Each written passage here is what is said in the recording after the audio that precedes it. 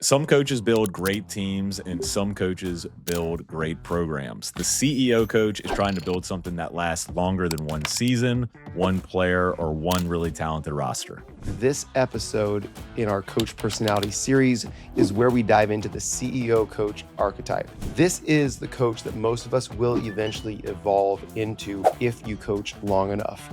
But most of us are not ready to be the CEO when we're asked to step up and lead. So we're going to break down exactly what this CEO coach personality actually is and why elite coaches need to master these skills. It'll make you become a well-rounded leader. And please do stick around to the end because we're going to share the trap of the CEO coach. And it will help keep you from turning into an impersonal administrator. Instead, it will help you become a high-end leader that's able to stay close to your players and invest in relationships, because the CEO cannot let their personality or the program get bigger than being the heart of a transformational coach.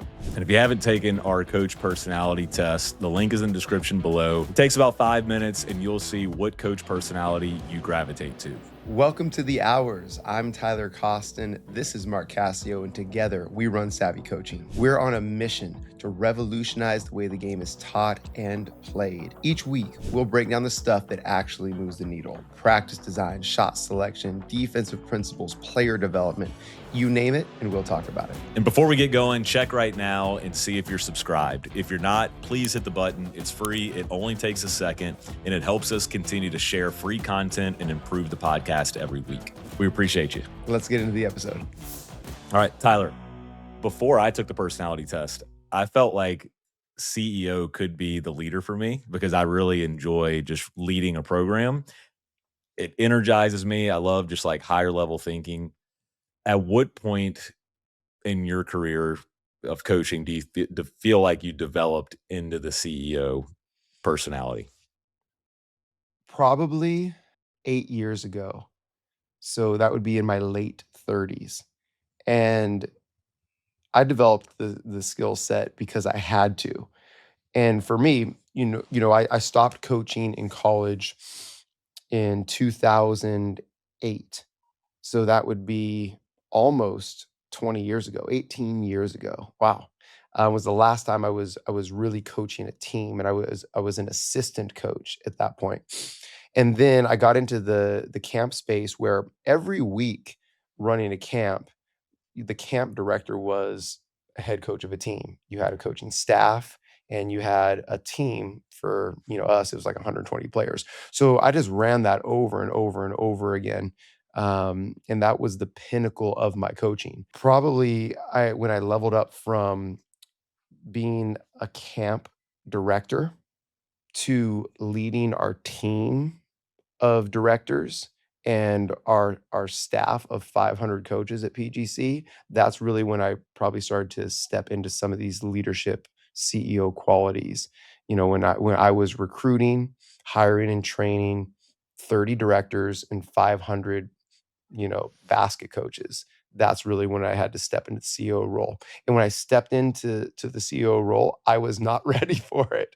I was not a good enough leader.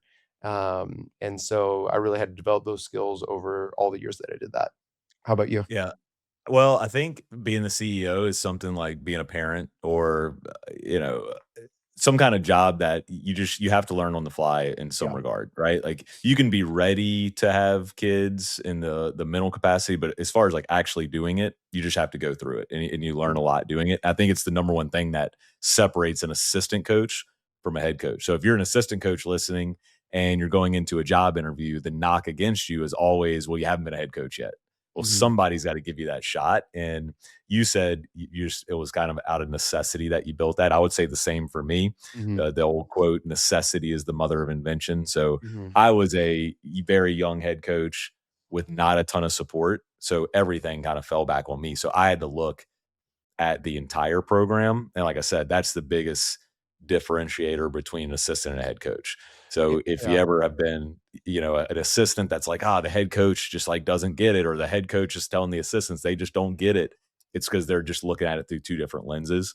So head coach, you're looking at the entire program, not just today, not just this season, not just this team. you're making decisions based on hopefully values that you have for yourself and your program and the vision that you're building for your program, because that's really going to drive the future instead of just being so consumed with today.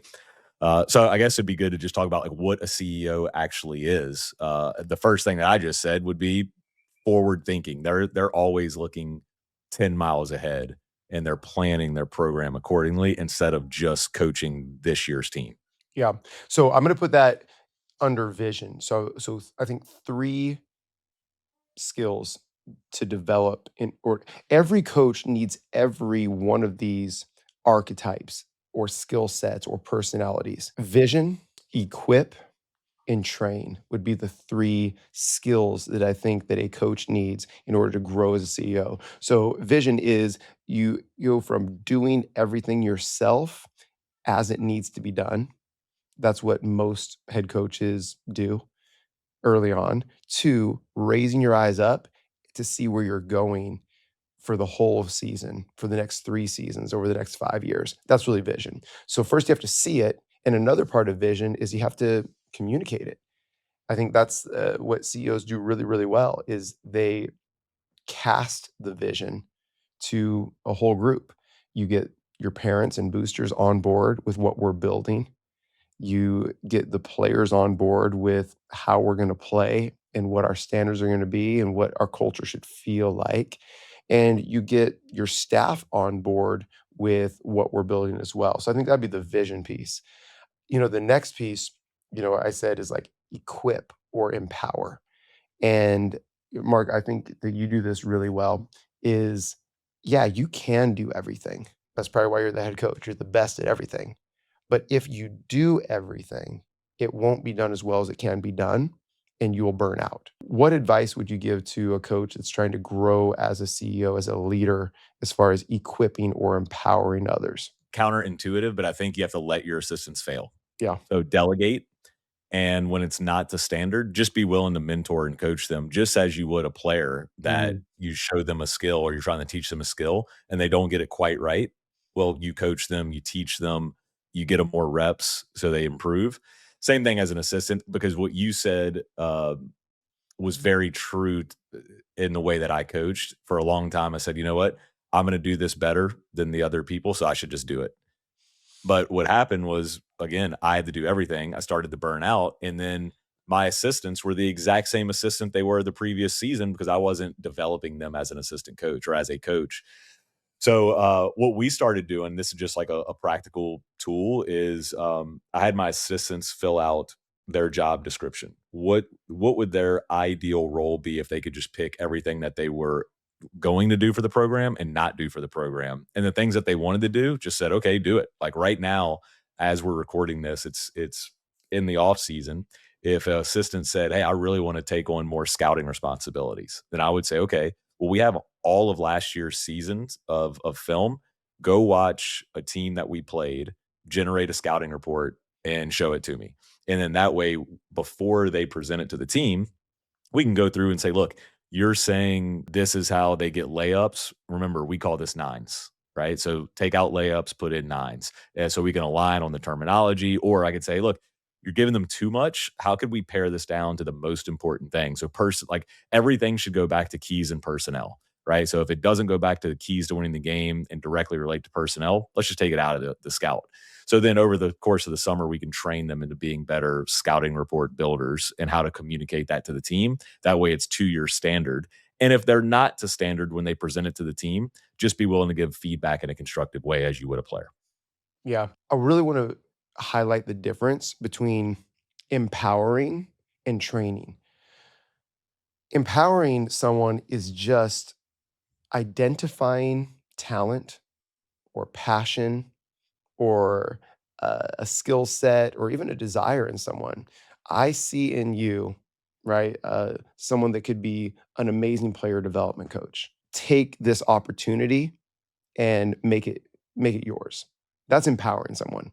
Now, training happens when they fall short and fail, when they are using the wrong language, when they're, maybe not not executing well, or their lens needs to be developed, or right? Then it's like, okay, I now see these gaps. Let's train you up. Empowerment was just giving them the opportunity and stepping back and really like identifying great people and just attracting them. An example of this would be, there's this girl Camille here that she's towards the end of her professional career. We become friends. I've trained her for a long time, and I said, "Man, I think you could be an amazing just coach and trainer and leader for young women." And she's like, "No, I don't know. I'm a player. I don't see myself as a coach. I'm a player. I'm a player." And I've just continued to offer her opportunities to train, run prep training sessions, run Bible studies for the girls, um, you know, invite people in for shooting sessions. And as she's done it more, she's developed a passion for it. She said, "I'm not really passionate about coaching," but now she's more passionate about coaching. There's been no training on that. It's just empowering her to do it. And I think that that's what the CEO coach does, is it sees a parent that is way more involved than they should be. And it's like, "Hey, here's a great opportunity. Go run our fundraising. I need you to do it." That's just empowering them. Now, when they mess it up, that's when you got to train them a little bit. So it's a big difference. The third part really is you get excited about training. When you see someone doing something poorly, you don't immediately a CEO doesn't go to judgment. A CEO goes to, "This is exciting. I'm going to speak the truth immediately. This isn't good enough, or this could be better, and I'm going to say, here's exactly how." And someone that's not a CEO is just like, "Man, they're not good at this. I got to get rid of them." People oftentimes see a CEO as just someone that fires people all the time and is like the horrible boss. But the best CEOs that I've been around that I've really tried to model myself after is they love to train people. And that takes time because you could do it, like you said, Mark, you could do it better yourself. And if you're just someone that's like, "Get rid of this person, I'm just going to do it myself because they suck at it," that's not the CEO. The CEO is, "All right, I need to train them up so I can free myself up to go and apply myself at the highest leverage stuff." Yeah. I like that you said, to avoid judgment on those things, but I'll steal the Ted Lasso quote, "Be curious, not judgmental." Yeah. And to do that, I think you have to expect them to not hit it out of the park on the first go round. Mhm. So if you're empowering one of your staff members to do something, just Mhm. expect it to be not the same way that you would do it, not to the standard that you would do it. Again, that's why you're the head coach. So just go in there expecting it and just ask questions. "Hey, why did you choose to do it this way?" They might have Mhm. something really good that y'all can co-create and make it even better. I think something else with the CEO that is a strength is creating clarity. Like they align the program. They've got their feeder program is rocking, or their systems are rocking. Like I'm thinking a college coach is like Mhm. they've got a system for recruiting. They've got a Mhm. system for their communication. They've got really clear standards. They have a system, their X's and O's systems are all very clearly defined. Mhm. Not that they actually, okay, so I'm gonna go into a con here. I talk about the clarity in the systems of X's and O's. So they have their offensive system, their defensive system. I think a drawback of a CEO, or if you are a CEO, something to be aware of that could be a blind spot would be you're slow to change because you've probably put a lot of thought into your systems. You Mhm. probably have tweaked them over the years. So you might be the coach that the game slowly passes them by a little bit. And you're like, oh, well, like we've been winning this way for the last 10 years, but all of a sudden, like the game can change Mhm. in, the span of a few years. So you might hold on to systems a little bit too long than you should. Yeah, I think let's go into these blind spots, these things to be aware of if you've taken the test. And again, if you want to take the test, just send me an email. Another great way to do it is just go join our free SAVI coaching community. And that community really is just the place where we have all of our courses available. We provide some free resources. And Savvy Coaching is where we're revolutionizing the way all games are taught and played. It's for coaches of all sports. Our Savvy basketball membership is where we do our consulting and our deep dives and really train you. So if you just want to grab some resources and you're a coach of any sport, or you want to send any other coach you know that maybe coaches another sport, they can go there and check out the personality test, or you can email me. Okay, another blind spot to be aware of is sometimes the CEO can become a little aloof. And I know this because this was my weakness as I developed into this. I wasn't highly relational, and I just saw people as chess pieces to plug in and trying to get the most out of people, and it became transactional instead of actually transformational. I had to remind myself to ask someone how they were doing, or really listen to, like, their heart and their why, and not just be fixated on, "This is what you need to get done, and you need to get it done by this time, and you need to do it better, and I'm gonna tell you how to do it better, and then go do it." And I needed to really be aware of the heart and the feeling behind it, and practice intentionally more empathy, because that just didn't naturally happen. Yeah, so it seems like if you're a CEO, you could be low on the connector Yeah, side of things, right? yeah, Yeah, and I think there are CEOs that are really good connectors too. for sure. But I would agree, like, yeah, if you're a CEO, like you're always looking ahead, you're always trying to get more out of people. I read a book, I forgot that maybe I can't pull the name of the book, or but it said basically was defining transactional coaching, and it was that you see people as vehicles to get what you want or obstacles to get what you want. So when your best player walks in the gym, you're like, ah, that's my guy, like, Mhm, yeah, we're ready to practice today. And then when the player that's like your 11th girl or boy that turns it over a lot and they're struggling, you're like, ah, there's Tyler. Like, mhm, gosh, he needs to be better, instead of just like seeing Tyler the person, or yeah, even your best player as the person who maybe has had a really bad day, or, has their struggles, their insecurities as well. So I like the vehicles and obstacles as a good reminder of how to stay away from the transactional side. yeah. Any other traps, weaknesses, things that you would, you know, coaches that have this personality, you'd say, "Hey, beware of this. This could cause you to stumble."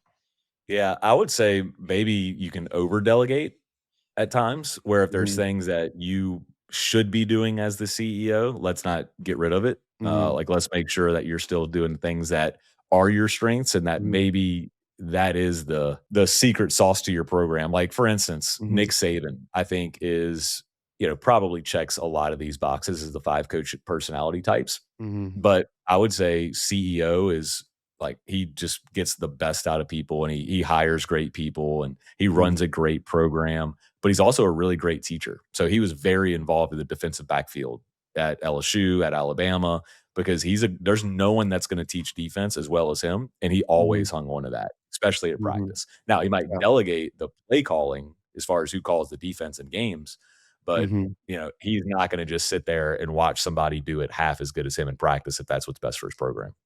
yeah.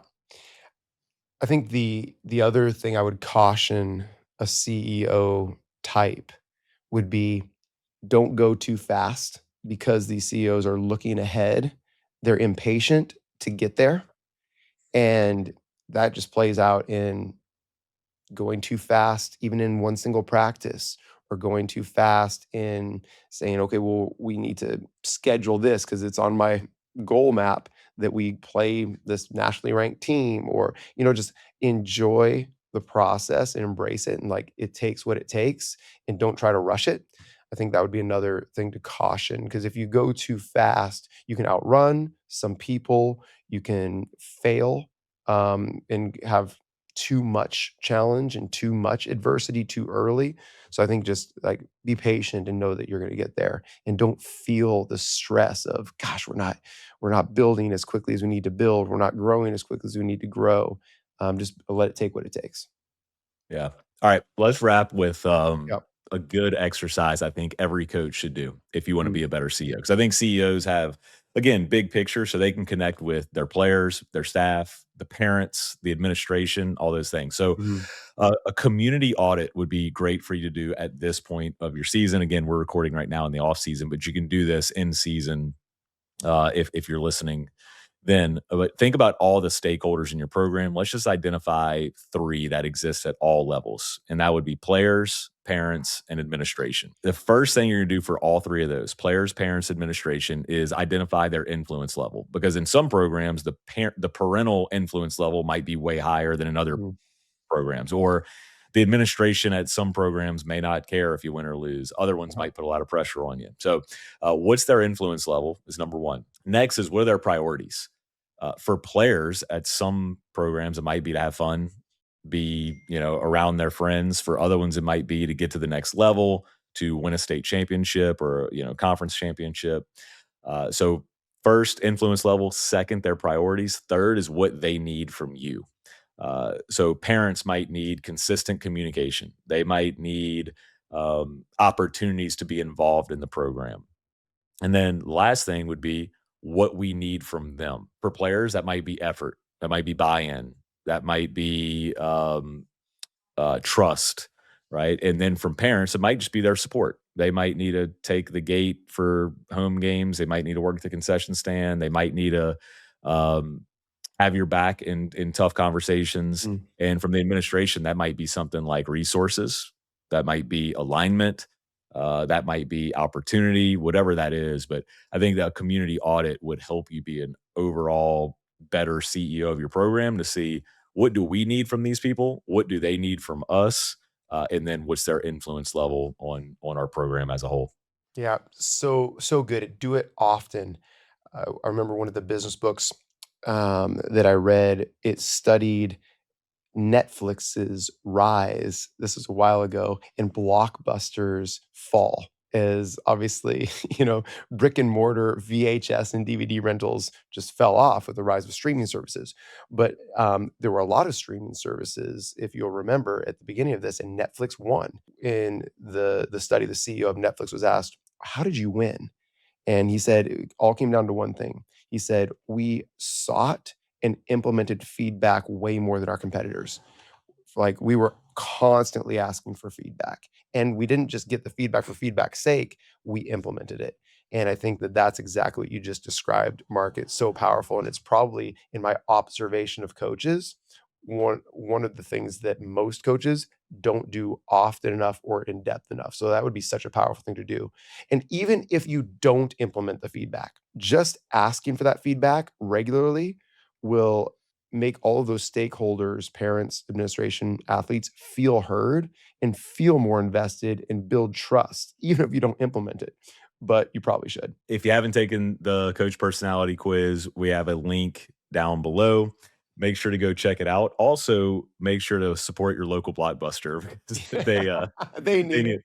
there was nothing better than going to a Blockbuster and seeing all the VHS tapes just It everywhere. was I remember as a child, it was a family, "Hey, you guys wanna go to Blockbuster tonight?" Because it made it a whole movie, like, the picking of the movie Yeah. was an experience. Yeah. Well, and it was an experience because they never had the movie that you were there to get.